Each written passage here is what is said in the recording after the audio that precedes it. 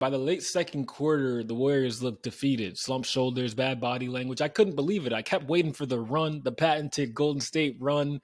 They were going to turn it on, flip the switch, but not much was working. Jordan Poole was awful for the first 40 minutes. Clay was awful for the last 40 minutes. Only one guy outside of Steph showed up and put more than double digits in the box score. They didn't go out with a bang. They got put to sleep by the Lakers. This was a beatdown. Facts, man. And if it wasn't the turnovers, it was the foul troubles. I believe the Lakers had 21 free throws in the first half, something to that effect. I mean, they were bad. They turned the ball over. And on top of that, they didn't convert their shots. I mean, they finished the first half 17 for 51. I don't care how good you play in the second half. It's really hard to come back from that. I think this is probably the first time in maybe the last 3 years that I've genuinely seen the Golden State Warriors held to less than 50 points in the first half. Yeah. Held. The defense was there, the pressure was on, and, you could see the writing on the wall for the Golden State Warriors. Yeah, like I said, we're always waiting because we've seen it so many times, that end of second quarter, how they close it, the third quarter, how they come out the locker room. But, man, this team has sucked all regular season on the road. That carried into the playoffs. Got to give them the flowers, though. Throughout LeBron's career, there's always been this talk about how their third star on these super teams gets marginalized. Well, that's 100% true. We saw it with Chris Bosh. We've seen it with Kevin Love. But when LeBron is running the ship, he doesn't defer to a third star just because of their resume. He rides with the hot hand. And that's why it could be Hachimura one night, D'Angelo Russell the next. Man, sometimes they'll even stop going to AD for halves at a time because he doesn't have the right matchup. He's the king of hunting the mismatch. He'll defer to you if you got the hot hand. And we see it a lot with Austin Reeves, man. And LeBron is one of those guys, if he don't respect you, if you don't respect your game, if he doesn't trust you on the floor, he's not going to dish you the rock. And it doesn't mean you have to be an all-NBA player for you to get LeBron's respect. You got to hustle every time down the floor. You got to be consistent. And you got to make the big shots, man. And Austin Reeves has been doing that. He's been arguably that third star for this Los Angeles Lakers team. I know I'm sounding crazy here, but anybody seen the last couple games from AR-15, they know what I'm talking about. Facts. All right, man. Coming off a 6-game series, going into high altitude in Denver, trying to play LeBron and AD another 40 minutes a night. Sounds like a 1-0 lead for the Nuggets, in my opinion. But it's funny that Golden State series mirrored that Memphis series exactly. LA wins game 1 on the road, and then 3-4-6 at home, and they get it done. And I think that's LA's best chance to get themselves to the final. That's their path. Go undefeated at home and just win 1 in Denver.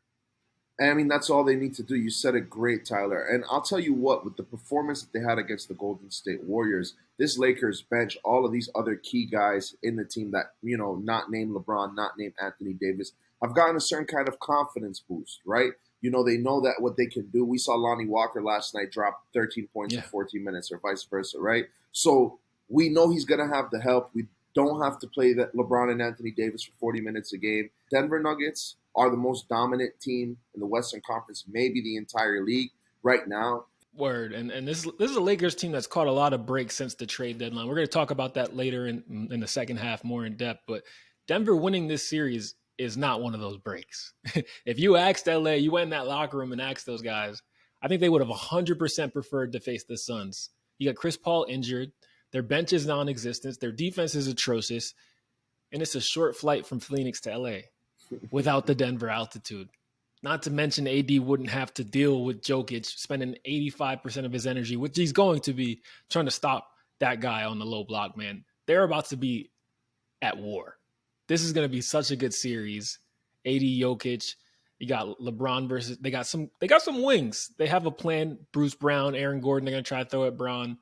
And then all those quote unquote third stars that shuffle in and out, Austin Reeves, D'Angelo Russell. We'll see if Lonnie Walker can get going again. Rui Hachimura. It's going to be a battle.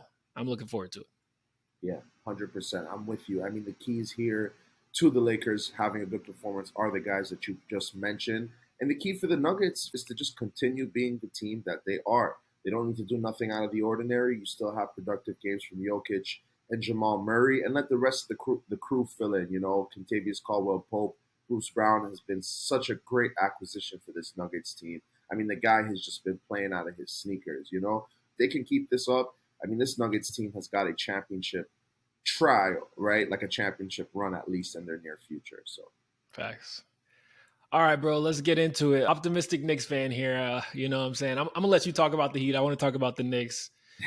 What a season. 47 wins, eighth best record in the league. The magic carpet ride that has been this playoffs has just come to an end. I mean, is there more they could have done to win the series? Yes. Are there changes that need to be made in this offseason? Absolutely.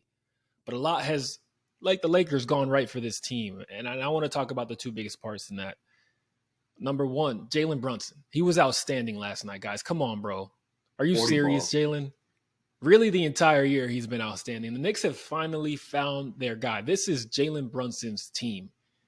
And he actually looks like a guy you can build around. Facts. Like the number one. No one came for the ride last night. And Jalen Brunson damn near dragged this team all the way back. And when I say drag, I mean drag. There were some lifeless bodies on that court last night. Randall 3 for 14, RJ 1 for 10. Those were his next highest scorers doing that.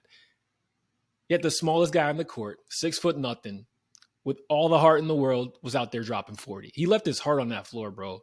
He almost pulled his team back. He had them within 2 points with 2 minutes remaining. I don't understand how he did it still. They were loading, not even garden shooters out there. If just one other Knick showed up, Brunson might have pulled this off. Dude, and if Julius Randle showed up for 3 more seconds, Brunson might have pulled this off. I mean, that last pass at the end of the game, such a lazy cut. I mean, don't get me wrong, it was a bit of a panic pass, but if Julius Randle had a little bit more effort, a little bit more heart, he's making that cut. That's an easy two. He's an all-NBA player, right? And I mean, honestly, I know you're going to allude to it, and I don't want to steal your shine, man, but something about Julius Randle, man. This guy, it's hard to say what I'm about to say, especially he's an all-NBA guy, but he has got to go. He's got to go. You know? I'm with you. I'm with you there. We're going to have a whole offseason to get into it. And trust me, we will. I'm still trying to keep it optimistic. Back to Jalen Brunson just being that guy that you can build around, which makes Julius Randle possibly expendable. Brunson's a star, dog.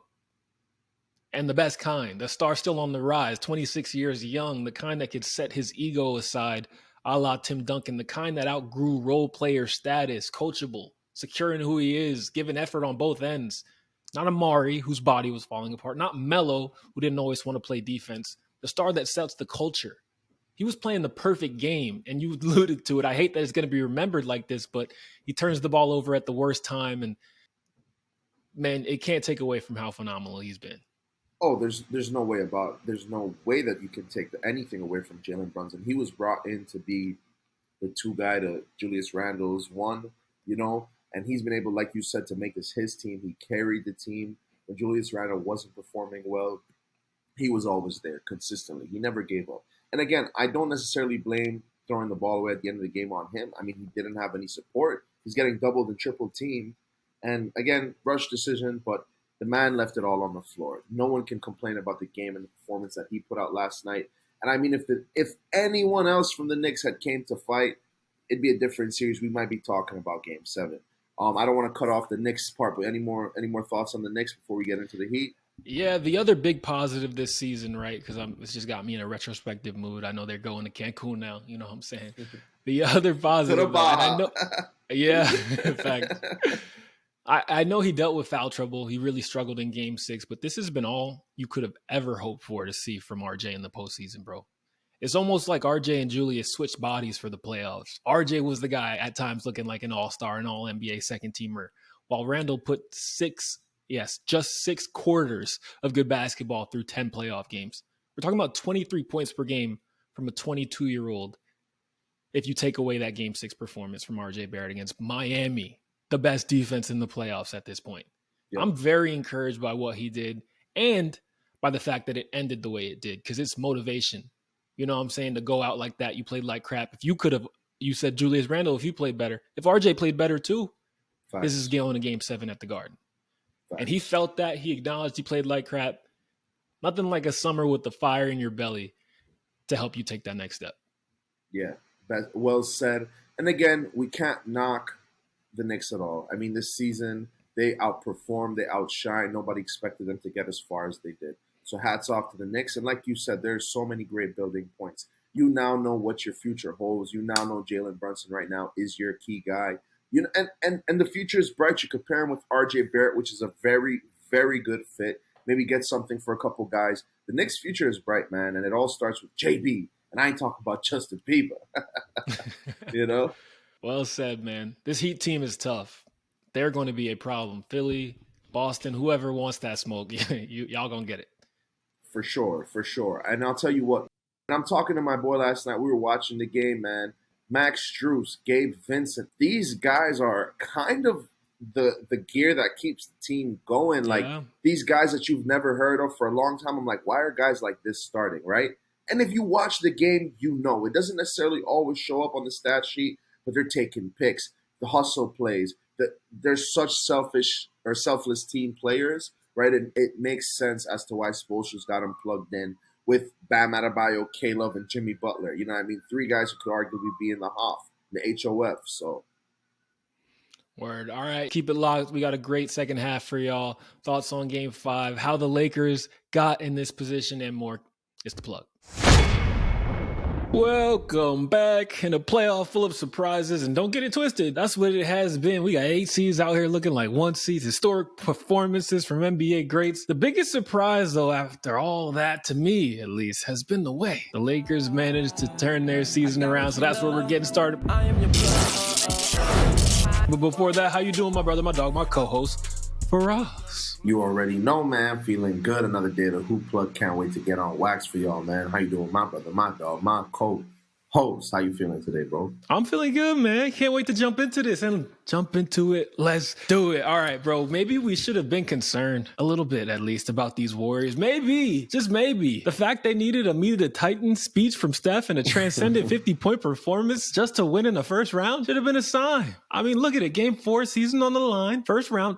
They're melting down the stretch, calling timeouts they don't have, giving Harrison Barnes the opportunity to throw a knockout punch. Maybe we should have seen these signs. You said it, man. And it looks like everybody except for Steph Curry and Gary Payton Jr. forgot that they had a basketball game last night, man. Because for the most part, I mean, Andrew Wiggins did his thing. We can't complain too much, but he didn't have his best performance. Nonetheless, man, just a poor performance overall. I mean, Klay Thompson wasn't there when the squad really needed him the most, and he had 9 points. You get his regular 20. That's a different ball game altogether. Now, the Lakers are going back home. We know this is a great team at home. This is a weak Warriors team on the road. We knew or thought that they were undefeatable or unbeatable at home, and it just shows that, like you said, this is not the same Warriors team that we're dealing with as it was in the championship run last year. Yeah, man, a couple things that are catching my eye. One, they foul a lot. They're undisciplined. They're really small out there, low-key, especially when they took Looney out the lineup, and they look absolutely spooked by Anthony Davis. They're dribbling into the paint, getting all the way to the cup and then backing it right out because there's fear in their hearts, bro. It's funny, though. The adjustment they made going into game 4 was to pull AD away from the basket, get Steph on AD 28 feet out after the switch and try to attack him. And that worked pretty well. But on the other end, Darvin Ham went full Ty Lue 2016, relentlessly hunting the LeBron-Steph mismatch down the stretch. And that kind of proved to be the difference, bro. He was able to get going and really have a huge impact on that game. Yeah, no doubt about it. LeBron James, we talked about him looking a bit old. Maybe Dylan Brooks was right. Nah, LeBron James back to normal. He's like, look, guys, they haven't needed me so far. But when they need me, brush the shoulders off. You know where you can find it. 27, 6, and 9, regular Brown numbers. I mean, not regular playoff numbers because we've come to see him require 40 points and 35 and 10s and 9s, but very good LeBron numbers, very good LeBron game. And I mean, we're talking about a very good game. Shouts out Steph Curry, man, with the 31 point, 14 assists, triple, double. I mean, how much more can you ask for number 30? I mean, he gives you 30 on a nightly basis. I mean, he's even dishing the rock, giving you 14 assists on a night when they sorely needed it. But it looks like they needed 1 or 2 more assists to really get over that hump and even out the series. Now the Lakers are up 3-1, and it really puts the Warriors in a tough predicament. They've done this before, but different team, different circumstances. Yeah, the 2 home games should help, but man, you hit on some key stuff. Steph was out there kind of by himself. When you take Looney out the lineup, he's no longer getting minutes. You don't trust Kuminga out there. Jordan Poole has become unplayable. Klay Thompson's not hitting shots. Draymond is not a threat on the offense end. Where are these points supposed to be coming from? We got to give some love to LeBron, man. He continues to reinvent himself himself. I always expected when I picture old man Bron, he was going to be the post-up point forward, the Karl Malone type that could, manipulate defenses with his passing, right? That wasn't going to go anywhere, but he was going to be doing it from the low block. What we got instead is this dynamic transition threat, purple and gold, Magic Johnson, throwback type guy. It's always been a strength in his game, right? Getting out in transition, but it seems like he's really keyed in on, okay, this is how I'm going to get my baskets at a later age. After any type of block, steal, live ball turnover, he's running down the court like a madman. That's where he's exerting his energy. And it's working. The underrated part of LeBron's game is nobody talks about it since now that it's good. It was the number one thing that people brought up when it was bad. LeBron, I don't want to call him a shooter, but LeBron can shoot the rock. He is a respectable threat from three, mid-range, the post. We know he can get to the cup and, put his head down and just freight train. But when you don't need to exert all that energy throughout the entire game, you're getting mid-range pull-ups, you're getting threes, you're getting your layups, but you're picking and choosing your spots. So the fact that LeBron has incorporated the shooting in his game has opened up everything else. And you can see him actually hold it down and then turn it up a gear when he really needs to. Again, we didn't see it from him in the last couple games. He hasn't really needed to go off and score that much. But you mentioned it earlier. You alluded to it. They killed that Bron-Steph matchup. And Bron was just doing what he does, get buckets in the playoffs. I'm so glad you touched on the conservation specialist that is LeBron James. His ability to chill in the cryo chamber through the first 15 minutes of a game and absolutely turn it on is unbelievable, bro. And it speaks to his IQ as a basketball player, the sense for the moment, the understanding of what the team needs and when they need it. A true basketball genius, bro. He's Picasso out there. And the thing that is really keying all of it, right, because he's been able to do this for 18, 20 years now, it's that he thinks he can really win with this Laker team. At the ripe age of 376, he's activating all that genius, saving energy and saying, all right, this is when the Warriors like to take their run. I'm going to be in the second unit. I can handle the ball more, so I'm going to do my point guard stuff and really exert myself here. He was amazing last night, bro. And you got the support that you did from Anthony Davis, the support that you're getting from Austin Reeves. I mean, another 20 ball in the playoffs. What more can you expect from this guy? I see a nickname coming in. I don't know what the nickname's going to be, but there's a nickname incoming. Let's keep it a stack right now. I thought you had something in the cut for him. Nah, it's going to have something to do with the fact that, he's from the Caucasus Mountains. Did you buying the AR-15 or are you not rocking with that one? AR-15 tough, but it's goofy for Austin Reeves. You know what I mean? It don't fit. Exactly. Even when it was Andrei Kirilenko and AK-47, the guy is from Russia. We're talking about I believe it's a Russian gun. I don't want to say the name or incorrect. What does the AK and AK-47 stand for? Avtomat Kalashnikova. Which means automatic Kalashnikov. You see, that's where I got it from. But nonetheless, I'm messing with AR-15, but it seems a little gimmicky, a little goofy for him. AK-47 even worked better for Andrei Kirilenko. He's from Russia. You know what I'm saying? Man's never smiled, all that. If that nickname doesn't stick, gotta be some sort of new nickname, man. Playoff Reeves instead of Playoff P. I don't know. That one's kind of smooth. But what you said earlier, bro, about LeBron and AD not having to do it all goes back to Rob Pelinka redeeming the name. This Laker team post-trade deadline just has so many guys. Every night there's 5 or 6 high upside offensive potential candidates to be the third option after Bron and AD. 1 or 2 guys are just bound to get hot and take the ride with them. We see multiple D'Lo games in the playoffs, multiple Austin Reeves games, Rui games, a Schroeder game, but game 4, that was a Lonnie Walker game. The banished Prince of San Antonio showing his worth. And the crazy part, all 15 points come in the fourth. We've seen teams win this way in the regular season, right? But the notion is always, it's nice, but you can't win with the bench in the playoffs. I think the reason LA's depth is such an advantage in these playoffs is because it's coming in the right positions. Bron and AD are in the front court. Bron playing almost exclusively at the 4, AD playing almost exclusively at the 5. All those high upside offensive guys are guards, are small forwards. So their opportunities are still coming when you got to play the big stars 40 minutes a night. I think that's a big reason we've seen Emmanuel quickly struggle so damn much this playoffs is because he's playing behind Jalen Brunson, the best guy on the team. And when Tips run him out there for 48 minutes, you ain't getting too much time to get in the rhythm. Yeah, and that's the thing, like you said, it not only affects your game, but it affects your confidence and it affects your readiness. Because half the time you're telling yourself, I'm not even going to go in this game. You're already mad. We're all competitors, especially at that level. It's like, I ain't even really going to go in this game. And coach calls your number. prepared. You're not even mentally prepared to go make an impact. And this Lakers team is one of the scariest 7 seeds I've ever seen. I mean, we knew they shouldn't have been there in the first place, just like we knew the Warriors probably shouldn't have dropped to the 6th seed. However, at the same time, the Lakers team looks like they've got something. There's shades of this 2020 bubble team. We are getting an impact from everybody. They're not only, like you said, at the right positions, but they're impacting at the right time. In conjunction also with LeBron and AD not necessarily playing their best ball throughout the section of the game. You see the D'Los, you see the Rui Hachimuras, you see the Lonnie Walker stepping in and carrying that load. Austin Reeves, I was just praising him, can't forget about him. I mean, it's been a great series so far, Fact. but I really see the Lakers taking this one in 6. I can't disrespect the Warriors by saying they're going to lose in 5 games. They may, but well, we saw 2016 OKC. They were in the same spot, and they were able to come back in this series thanks to Game 6 Clay. Honestly, Russell Westbrook turning the ball over and KD playing outside of himself. But we've seen it before. It's not impossible. But just like the Lakers have guys taking that ride, Steph Curry needs someone to take that ride with them. Mm-hmm. I think Draymond actually, surprisingly, needs to be the guy that steps up. I'm not asking for triple threat ISO touches on the post, you know what I'm saying? But I am expecting him to not pass up open layups. Look for his shot just a little bit more to keep the defense honest. We know you're a great passer, but those passing lanes disappear if you're not a threat to actually put the ball in the basket. Yeah, man, and I think the big thing is Draymond Green. He's still giving you the rebounds. He's giving you the playmaking, right? I mean, shouts out to the guy. He is. But in those earlier series, in these championship runs, we saw his ability to extend the floor. He was able to hit threes. He was able to give timely you ones.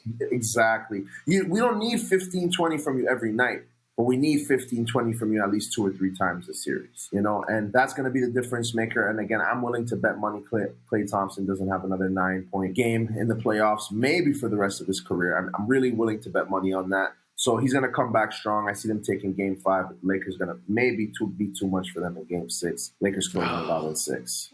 Wow. Okay. Well, speaking of too much to handle, we got to talk about Heat Knicks. Oh, Knicks fans, I know y'all not doing too well, but unfortunately, this is kind of what I expected. Jimmy Butler. Oh, I was watching the game with my dad the other night. He's got my dad in a chokehold right now. All right. Look, y'all, we shouldn't have been surprised. The Knicks have been the worst offensive team still playing basketball. They're shooting 28% from 3. Damn it, they might as well throw it with their eyes closed at this point. They're averaging under 100 points per game. Yet, I still, with that Knick optimism running through my veins, was like watching Game 4 like, yo, if they could figure this out and pull this out, it's Game 5 and 7 at home. Well, no. You lost home court advantage. You lost control of this series. And I don't care if they win in the Garden for Game 5. This series is over. Dog, what an 8 seed, man. Just running through the playoffs. It looks like we're poised for another Lakers-Heat matchup in the finals. I know I'm sounding crazy here. The Heat still have a long path ahead of them. They would have to play the winner of this series, more than likely going to be the Sixers. So they still got to get through Joel MVP, you know, and the Philadelphia 76ers. So let's not get carried away. But I mean, this 8 seed has been dominant, absolutely making mincemeat of the playoffs and a mockery of the NBA. We're going to take things cool. We're going to do our thing throughout the regular season. It doesn't matter. Once playoff time comes, we've got number 23. It's Jimmy Butler, but underneath that Heat jersey, there's a Chicago Bulls Michael Jordan jersey. I mean, it's there. He's got the DNA in his blood. The Knicks haven't played horribly. I mean, how much more can you expect from Jalen Brunson? But other guys got to step it up. RJ Barrett is finally giving you what you expected and what you needed from him. Julius Randle, though, taking a step down. We thought Jalen Brunson was going to come in and be the 2 to Julius Randle's 1-2 punch. It looks the other way around. It looks like Jalen Brunson's got that dog in him. And Julius Randle, at times, is lost. He's not there on the floor. His presence isn't felt. That's hard to say about a guy who's 6'11", dominant all-star in the league the way that he is. But yeah, he said a step down, and the interesting thing is, has it been? This is Julius Randle, playoff Julius. This him. Can you guess what this man's field goal percentage is? I don't even know if I want to take in the playoffs. I don't even know if I want to take a guess. Like, tell me what it is. If you don't want to go down there because 50, you don't want to go down there because it's in the toilet. It's 32% too. I'll say the number. Out of every active player in the NBA with 200 or more field goal attempts in the postseason, Julius Randle is dead last in field goal percentage. Damn, and we're talking how about do you everybody. win with that? How do you win with that? And on the other hand, bro, I can't just go straight to shitting on the Knicks because that's very easy for me to do. I got to give the Heat some credit. I don't know how they have turned this around. Remember, they lost a play-in game. Like they were, like they didn't even start the Chicago? playoffs around. No. There wasn't. They beat us in the 7-8 game. Or sorry, 8-9 game. Y'all would have been in the Correct. I And ain't play, gonna disrespect me like that, man. Come on. Let's just. Can you we know that continue to didn't. shit it on the Knicks? I got to give flowers But to the Heat, bro. 116 points per game. They didn't only have us fooled. They had their own Heat fans fooled. I mean, Kenny pointed this out. They lose Tyler Hero. They lose Victor Oladipo. Yet they're still able to trot out a bunch of guys that are offensive threats. They're deep. Everyone on there. Max Strus is like a legitimate guy. I mean, Duncan Robinson was like a 10, 12 point per game guy. He can't even snip the court most of these times now, except for injuries. But more than show how good the Heat have been this series has showed me how pathetic the Cavs were. I mean, Spo has put on a masterclass on how to guard this Knicks team. Yet JB Bickerstaff hasn't tried any of this stuff. I think JB is solely responsible for overinflating our heads as Knicks fans. I think he is the reason we're in so much pain right now. You make a valid argument, but I was just about to say the same thing, man. You got to shout out Spo. I mean, this is a two-headed monster on this team. It's a coach and it's a player.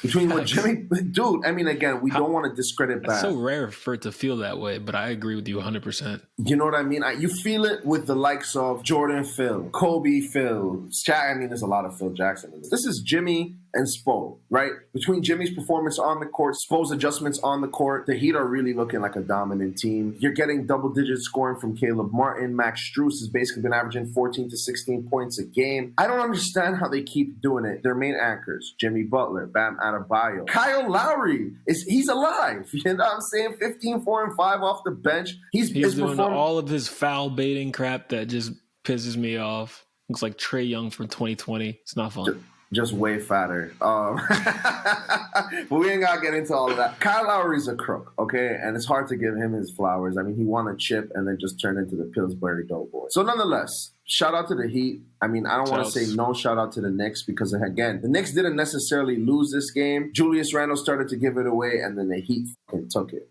you know? I mean, you just look at this series in a vacuum, and you're like, damn, like, the one game that they won, Jimmy Butler wasn't even out there. And the other games, they've got dusted off the floor, you know? Like, the Knicks showed fight in game 4, but they were outcoached. They were outwilled. I'm afraid by the time this pod airs, this series is going to be over.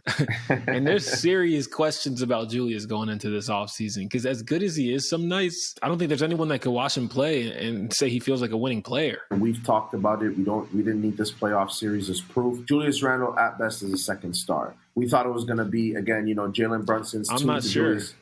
Because the attitude, the lack of effort, if the ball isn't in his hands, he doesn't care about the basketball game going on. There's so many possessions where he's just like walking, he's closing out flat-footed, getting blown by. His head is just so sensitive. If it's not going right, he is gone. He's out there on the court, but mentally he's not. And this is playoff basketball. I mean, people die to be on that court. There are players who've played 10, 15-year careers and have never even smelled the playoffs. It happens. And the fact that Julius Randle isn't putting his all on the floor is very noticeable for not only the fans, us sitting at home, but his teammates, his coach, right? But the coach ain't got no choice but to play him, paying him so much money. No one expected Jalen Brunson to do what he's been doing. I mean, 32 and 11. What more could you ask from the guy? But this is what he was doing alongside Luka. I mean, Jalen Brunson showing us he has that extra gear in the playoffs as well. But nonetheless, like you said it, Heat just came out. They were dominant. They took care of the game from beginning to end. And I don't see the Knicks taking this series too much further. Yeah, I'm right there with you. Philly about to be back in the finals. Sorry, Miami.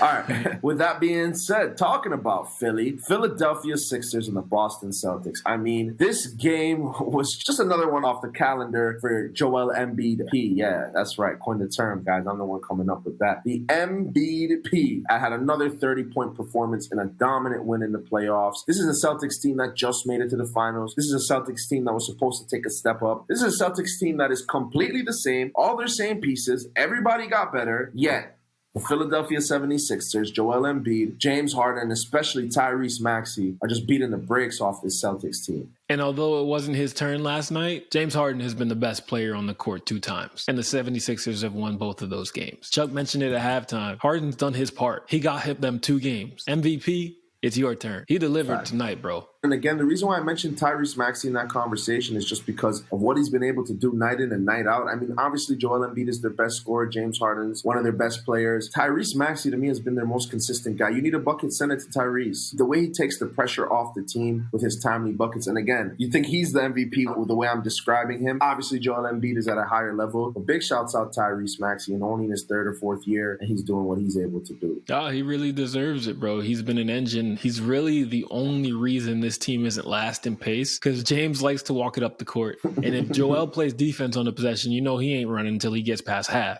So this is a snail's pace of an offense. That's a big reason why Boston has struggled, in my opinion. They're not taking advantage of their youth and athleticism. But I look at James Harden, right? There's a lot on his plate because Embiid, yeah, he's the MVP, but Al Horford's playing him as good as anyone has ever played him. And he's always tired because he's a 7-foot plus 290 guy out there in the NBA in an up and down playoff atmosphere. Tobias and Maxey, they come and go. But that was not the case. Again, I like the groove they're hitting right now. You start to dream if you're a Philly fan and you're letting yourself get pretty deep into the conference finals, NBA finals, because this team's looking good. This is the happiest we've probably seen James Harden in his whole career. He's not lighting up the basket, scoring 36 points per game, but I feel like although James Harden liked doing that, I think he checked that one off the bucket list. And he's like, guys, I want you to know I could do it all. You know, I could score when I need to. Yeah, I could do the tween, step back, get to the cup, whatever I need to do. But I can also run an offense. I can be the point guard. And this is the first time that I think we've really seen James Harden with the opportunity to fully facilitate an offense. Not be the scorer, not be the receiver of that offense, but to actually be the facilitator. It's a beautiful thing. It's shown in the Sixers' performances. It's done wonders for guys like Embiid. It's done wonders for guys like Maxey. I mean, we knew Joel Embiid was in that conversation before for MVP. The fact James Harden shows up and he's in that conversation back-to-back years, I don't think it's a coincidence. Big shouts out James Harden. And I mean, dude, you look at the box score, what more could you want? You're getting 33 from Embiid, 30 from Maxey, 17 and 10 from James Harden. Tobias Harris is giving you 16-11. You're getting 10 off the bench from Daniel House. Even though you're not getting that every game, what more can you want? Man, game 5 was a good one, right? There's a 3-2 lead. But James has been in this situation before and not performed. It was never getting the guys there. It was never getting his team even into the lead, even as far as into the conference finals. But once they got to that point, that's when the struggles have came historically for James. So let's see if he can get over that hump. I do see what you were saying with that playmaking thing. He had that opportunity in Brooklyn, but that didn't last very long. That's why I didn't say that, because they had 3 games together. No, I'm exaggerating, but it was less than 20 games that they had together. And half the time when he was doing that, I mean, I don't know. My point is like, yeah, it's maybe not the first time, but the first time that they've done it consistently and been able to gel and see what he can do with all of their weapons, you know? But fair point. Again, let's not forget the Celtics have won 2 games already. You know, they are a good team. Jason Tatum was in that MVP conversation. He gave you 36 and 10. So it's not over till it's over. But, you know, Sixers are looking pretty dominant. All right, y'all, let's get into it. Last series, we have to talk about Denver, Phoenix, and we're recording as Game 5 is underway. So I'm not going to be able to touch on that. But what we will say is what happened in Game 4, bro. A game where Durant and Booker combined for 84 points. I mean, there's only a handful of teammates that have even went for 85. It's a short list. A game Denver had no business being in. The Suns were never able to pull away, and it's all because Jokic on the other side was matching them boys all by himself. 53 and 11, a monster performance. And it's time to give some more flowers out to the big man, the Serbian, the almost back-to-back-to-back MVP. Because when we think and when we say the term bad shot maker, think of guys like in shots like Kobe's fadeaway and irrational confidence, J.R. Smith jumper. Rarely do we mention, though, guys in the post. And that's exactly what Nikola is. KD said it best, man. He said this: I hate when he makes shots because he's so unorthodox and it's like, oh, yeah, that's a miss. And then it goes straight in. KD's right, bro. It's unorthodox. It's old school. It's definitely different from any other scorer in the league today, and it's, most importantly, effective, bro. It's a completely different play style. He's getting it how he's living, though. I mean, this man is... After those first 2 games, I was ready to call him the best player in the league. I think I still might be right there. Yeah, I mean, you see Jokic times at the offensive end channeling his inner Lakers Lance Stevenson, you know what I mean, with me talking about unorthodox shot makers. That era was a little bit crazy for Lance. But, dude, you said it. Jokic looking like he deserved the MVP, looking like he felt slighted by that one. I mean, 53 and 11. He said Forget about the rebounds. He said, we're strictly offense. We are dishing the rock and we are scoring the rock. I mean, what more can you ask for him? It's tough that they lose in that game, but like you said, shows how dominant Kevin Durant and Devin Booker were. To beat a force like Jokic, unfortunately, this is what it might take every night. And if they can do this, I don't think the Suns are going to have a tougher challenge than they faced in the Nuggets so far in this series. Series is tied. It's anybody's ball game. You got two of the best players in the league on one side and arguably the best player in the league. Some already willing to say that. My boy Ty Jokic, dude. The Nuggets look good. The Suns look good. Who do you got for the rest of this series? How do you think it's going to go down? It's a heavyweight matchup, bro. It's interesting because every game that goes on, KD looks less like a hired mercenary. Like, he looks more like he's part of this team. They know how to get him going. They got the Devin Booker, KD pick and rolls that they're running. There's all types of action that they're instituting. And literally every game they look better. And I know part of that has to do with Suns playing in Phoenix, but still, the crazy part of it is KD's been good, but he hasn't even been close to being the best player on his team, and that's because of Devin Booker. This man's been absolutely amazing this series. Who'd have thought on a team with KD, Book would be the driving force, the clear, undisputed alpha dog. I mean, one of the most consistent stars in the NBA for sure in this year's playoffs, above Harden, above LeBron, above AD, above the MVP Joel. It's been Devin Booker. He's shooting an insane 64% from the field. Now, on Devin Booker's shot diet, taking Kobe fadeaways and contested stepbacks, that's past insane to be shooting 64%. We're talking about game 4, right? We didn't even talk. I mean, we talked about game 3, but dude, he follows up a 47-point performance, 20 and 25 on the night, 5 for 8 from 3, with 36 points, 14 for 18, 3 and 4 from 3. He's even shooting better. And he helps out with 6 rebounds and 12 assists. I mean, dude, talk about channeling his inner Kobe. This dude is channeling his inner MJ dog. It's crazy, bro. He doesn't have to keep up this crazy efficiency because I don't even think it's possible. But if he ends this series like he started it through 4 games, averaging 37 freaking points, we got to have some conversations, man. There's some furniture moving in that top 5 in the NBA, bro. Top 3 in the NBA. You said it. I mean, this is the thing. Guys get older. Young guys step up their game. They're hitting their primes. This is just the natural transition. You know, I just hope the rest of the people my age don't turn into those bitter old heads when all our guys transition out of the league. It's happening. And get ready for it. I mean, soon there's not going to be Steph Curry and Giannis. You know what I'm saying? It's going to be Devin Booker and Jason Tatum and Ja Morant and LaMelo Ball and Jalen Green, right? All of these young guys are going to be coming out to be the top guys in the next 5 to 10 years. So and that's how we know the league is in good hands, man. Look at, no offense, the Bulls roster. They weren't a playoff team this year. Look how much talent is up and down that roster. That's insane.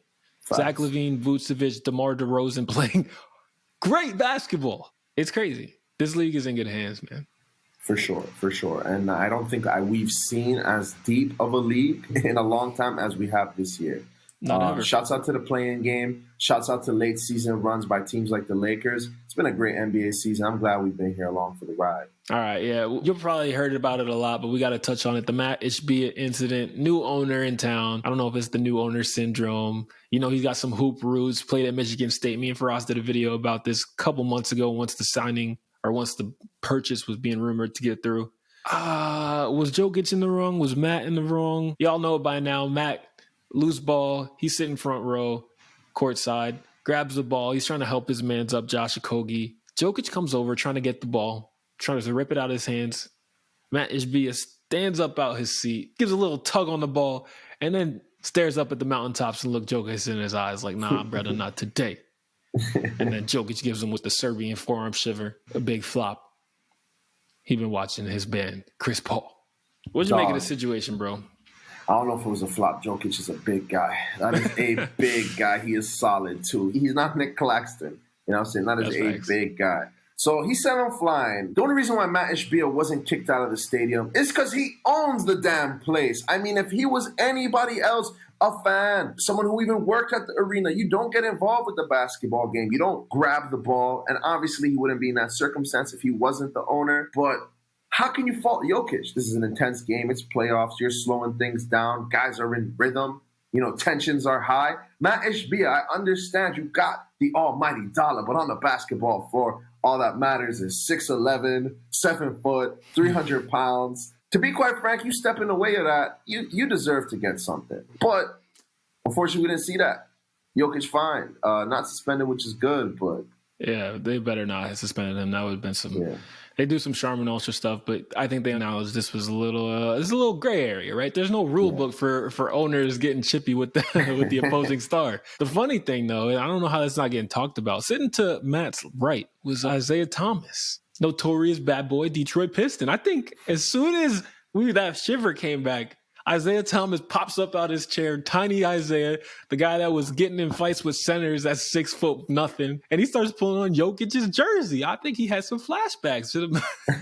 He's about to get it on and popping. He's like, "Where's Robin? Let's get it." He said, "I missed this." Nah, but I'll tell you what, Isaiah looked like he was trying to calm the situation down. You know what I'm saying? I don't know what the coincidence is. All signs pointing to Detroit, Isaiah Thomas there. Detroit involved with the last situation we had with fans in the stands and the brawl. But yeah, incident was interesting. Did you hear what they did to Matt Ishbia? What was the result of that? Nothing? I think it's reported. It hasn't really been officially stated. He can't sit courtside the next team.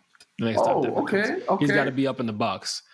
I think that's the rule. Because it's, even if it was a normal guy, it's still a really gray area, right? Like the ball bounces into your lap. Yeah, you're supposed to give it back, but I don't know. It was that Patrick Beverly, I'm coming to snatch the ball out of your back. Like, like when they catch a foul and the guy, it's not to keep the play movement, right? Like there's guys in the crowd. They're not going to be able to just let you inbound that ball. But that's why I say it's a gray area, because it's not exactly a live ball thing. The ball did fall to you. What's the timely manner to get it back? I don't know. I feel like he wouldn't have tried to snatch it if it wasn't I'm going to hold the rock, get Josh Okogie up. But you said the point. You made the good point, because the play wasn't starting until Okogie was up and on the floor, So yeah, he's still in the stands trying to get his bearings at that point. So do we fault Jokic a little bit? Probably.